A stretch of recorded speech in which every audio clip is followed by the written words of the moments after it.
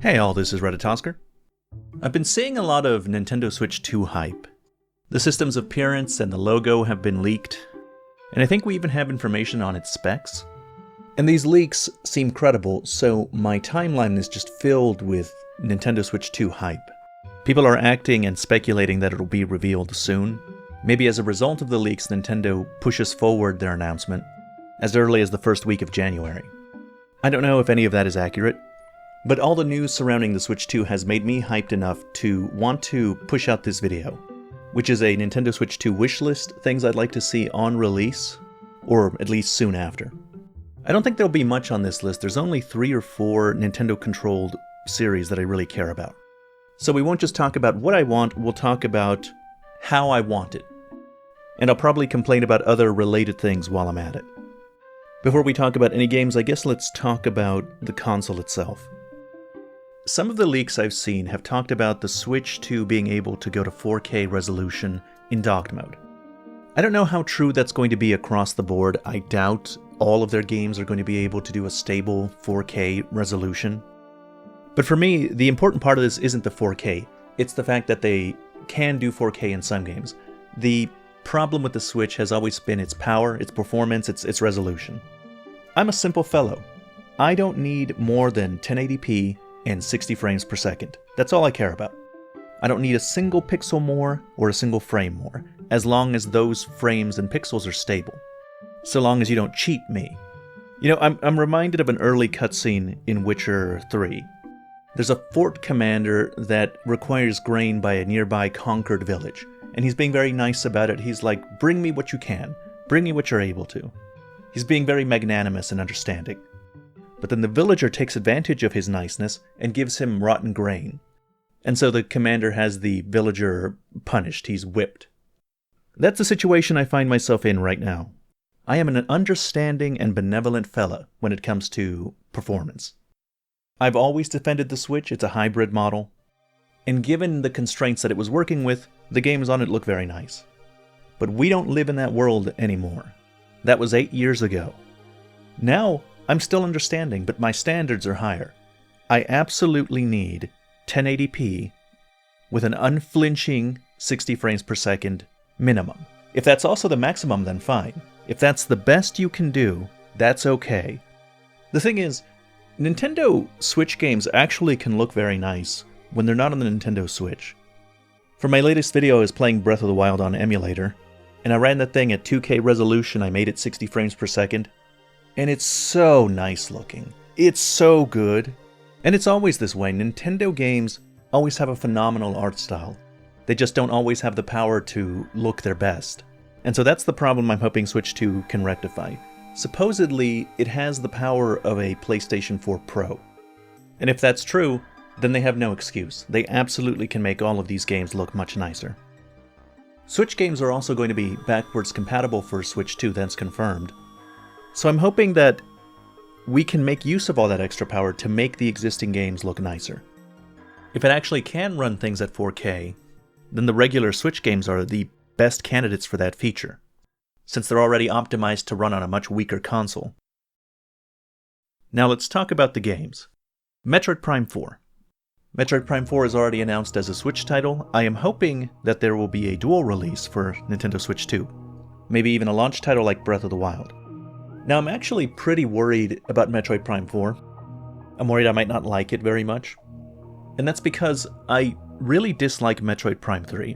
And I'm seeing the things I didn't like in Metroid Prime 3 in the trailer for Metroid Prime 4. I think most Metroid Prime fans agree with me that it's the weakest, but I don't know how common it is to really dislike it the way that I do.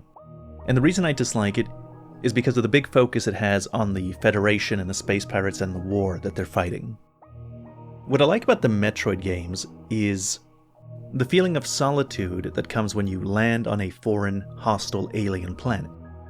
So think of Super Metroid when you land on planet Zebes for the first time, and the area is desolate, there's a storm raging, and you're expected to explore this unknown territory with little guidance and a constant undercurrent of threat. This atmosphere is pretty much what I'm always looking for with Metroid games. And Metroid Prime adapted that really well to 3D. When you land in Talon 4, you're in a place that's foreign and wild. Exploring gives you the sense that you're in an ancient place, and your explorations will be forcefully opposed by the natural environment or whatever intelligence is there, be it space pirates or other more mysterious things.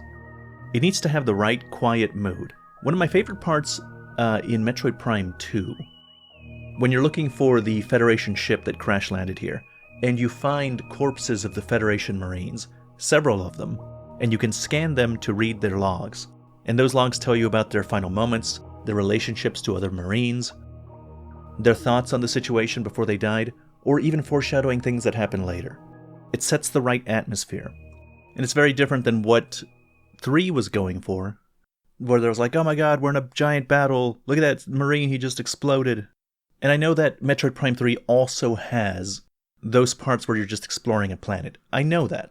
But they don't have that undercurrent of isolation, because you're on a mission. You're there to do something tasked by the Federation. You're working in alongside of the Federation. I like these quieter stories that don't have to do with all of this intergalactic conflict. So when you see Metroid Prime 4, what does its first trailer choose to showcase? Does it show the quiet solitude of exploring the planet? No. It shows the explosions and the Federation and getting attacked by the space pirate outpost, and you can see a space pirate ship in the distance. And their anti-aircraft turrets get attacked, and then a door explodes, and out comes Silex, and he's got 2 Metroid pets. And I'm just like, where's my exploration? And look, I know that there is going to be the exploration that I'm talking about. I know they're going to do that, but I don't think it's going to be like Metroid Prime 1 and 2. It's going to be like 3, and this is the reason. It's because of Silex. If Silex wasn't there, then there'd be some possibility, I think, that, this is just setting up context. This is the early mission, it's setting up context. After this, you're going to go do something, and your talents will be put to use on an isolated planet. You'll lose contact with the Federation. Whatever you're there to do, you'll be doing it quietly and by yourself. There won't be tons of Marines involved. But I don't think that's likely.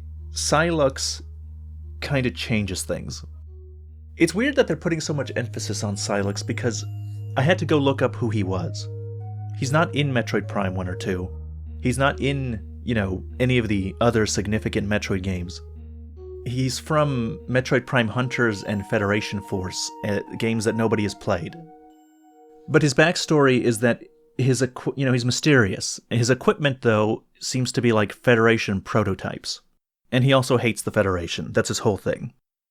Well, that implies to me that this is going to expand the Federation lore. You can see his hands. He has fingers. I don't think he's an alien. He's not a space pirate. He's going to be a human, and it's going to turn out that he left the Federation because they did something bad. And, maybe Samus served in the Federation in the same time period that he did. This is going to connect to Other M or something. It's going to turn out that he's actually Ian, Adam's brother, who Samus thought she killed and left the Federation because of that. Or he's going to be her brother or sister or something. His identity is going to be an important part of it. He's going to be someone that's relevant to Samus. And the story's going to be about the reasons why he hates the Federation and wants revenge. So yeah, I'm worried. It seems to be showcasing specifically the things I didn't like about 3 as its highlight, which means I think that will be the focus of the story. The thing is, though, it's not what I'm expecting from a Metroid Prime game, but it's not like I can't like a story like that. I can easily see something like that being interesting. It just needs to be done well. So with Metroid Prime 4, my wish in this wish list is that it surprises me and I end up liking it despite my current reservations.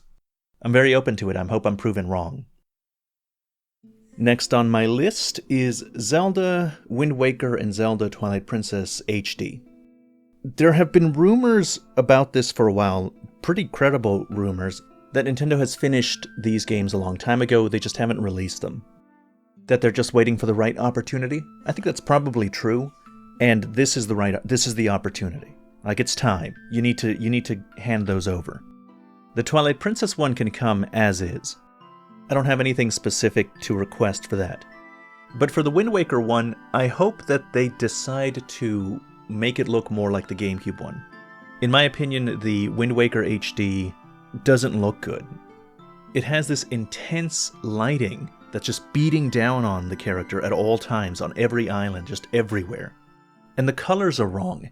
The original had really vibrant, excellent colors. You know what was great about the original Wind Waker? It's the gold standard for timeless graphics. Whenever somebody wants to refer to timeless graphics that look good no matter how much time has passed, they talk about the original Wind Waker.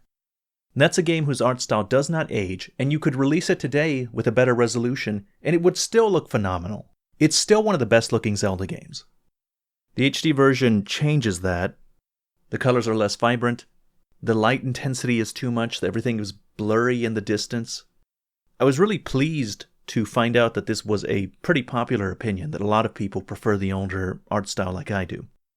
So it's my hope that if they do release the Wind Waker HD, they will come to their senses and just update the existing classic art style, rather than leave the HD version unchanged. Now that I've gone a few minutes without talking about Metroid Prime, the next thing on my wish list is Metroid Prime 2 Remastered.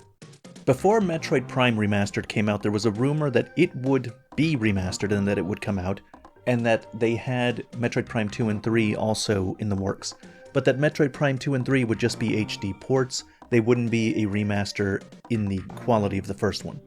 Credence was given to that rumor because Metroid Prime Remastered actually came out.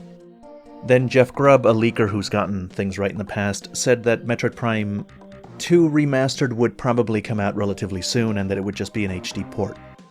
Obviously, that didn't happen. It hasn't happened yet. Now, my hope is that they decided to not do that, not to release HD ports, but in fact, do a full remastered version for Metroid Prime 2. And that's why it's taking so long, even though they supposedly have the HD versions ready to ship. Wow, I'm just noticing that a lot of these wish lists wishes are about remasters that they apparently have just refused to release. Which brings me to the next one.